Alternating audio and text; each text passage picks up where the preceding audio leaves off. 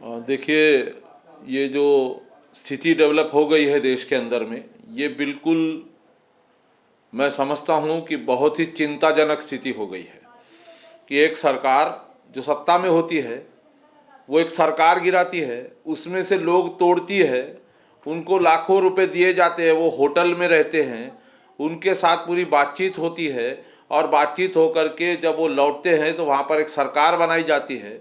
एक पार्टी को तोड़ के दूसरी पार्टी का साथ में जोड़ करके हमको किसी हालत में भी कैसा भी जोड़ तोड़ की राजनीति करके यहाँ पे सत्ता बनाना है। बिहार जैसा काम कर दिया है यहाँ पर महाराष्ट्र के अंदर में।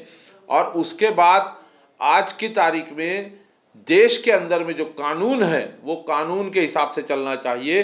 जो पेरेंट पार्टी है धनुष्यबाण शिवसेना का ओरिजिनल उनका सिंबल था, चुनाव सिंबल था, आज उसके ऊपर लड़ाई होती है। ये बोलता है मेरा है, मैं ओरिजिनल हूँ, दूसरी पार्टी बोलती है मैं ओरिजिनल हूँ।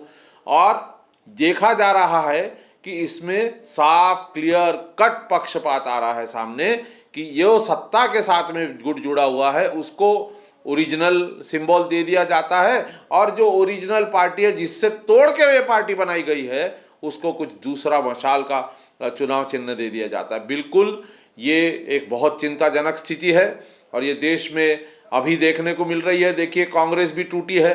कांग्रेस का पहले गाय बछड़ा हुआ करता था, पंजा हुआ करता था।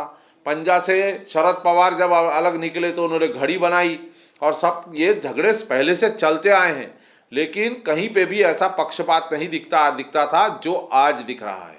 क्योंकि ये लड़ाई सिर्फ एक गुट को अलग करने की नहीं है, ये दूसरे गुट को नीचा दिखाने की भी लड़ाई है कि देखो हमने आपका चुनाव सिंबल भी छिनवा लिया, हमने जो आपसे ग्रुप टूट के आया उनको दिलवा दिया और आपके पास तो मशाल रहेगी, आपके लिए तो नया सिंबल रह गया। अब आप जाओ सुप्रीम कोर्ट में जाओ और केस करते रहो, वो प्रलंबित पड़ा रहेगा जब तक कि हम चुनाव लड़ डालेंगे, काम खत्म हो जाएगा। चुनाव के बाद में उसका चुनाव चिन्ह का उपयोग क्या है?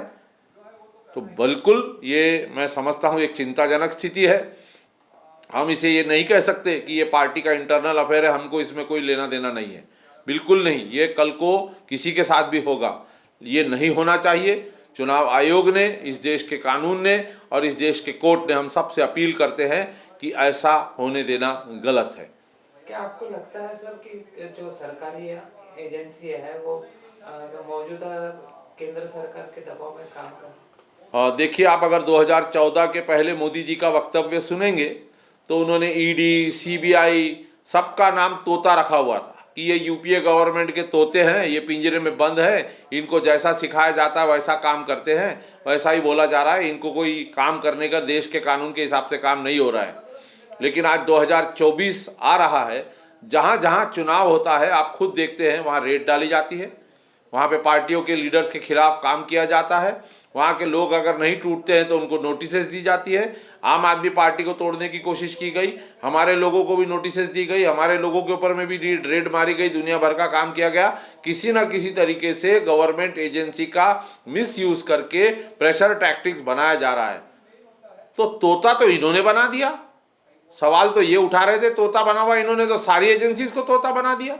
आज गवर्नमेंट अथॉरिटी बात ही करने के लिए तैयार नहीं है सेंट्रल गवर्नमेंट के खिलाफ। जो बात करता है उसको बिल्कुल जेल डालने के लिए, ये देशद्रोही है, इनका लेबल चिपक जाता है उसको, ये देशद्रोही है, जो हमारा साथ नहीं दे रहा वो देशद्रोही होगा। ये भाषा ठीक नहीं है, ये वक्तव्य ठीक नहीं है।